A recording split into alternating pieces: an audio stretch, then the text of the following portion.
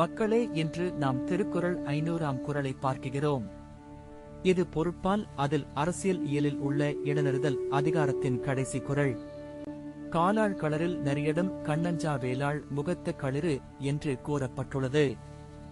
இந்த குறள் முகம் மட்டும்தான் பார்த்து தலைவரை மதிப்பது பிழை என்பதை சொல்கிறது. இன்றும் அழகான முகம் கொண்ட அரசியல்வாதிகளை பார்த்து அவர்களை நம்பும் மக்கள் அதிகம். உதாரணமாக, ஒரு பிரகாசமான பேச்சு மட்டும் பார்த்து அரசை ஆதரிப்பது. மற்றொரு உதாரணம், சமூக ஊடக பிரபலன் அழகாக இருப்பதால் அவரின் கருத்தை ஏற்கும் நடத்தை.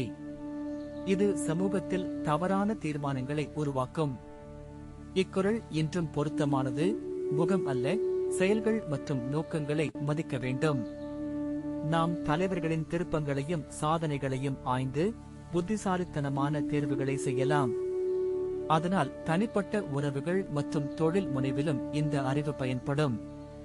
இந்நாளில் இந்த குறள் நமக்கு நேர்மையான வழிகாட்டியாக உள்ளது. அடுத்த அதிகாரத்தில் மீண்டும் சந்திப்போம்.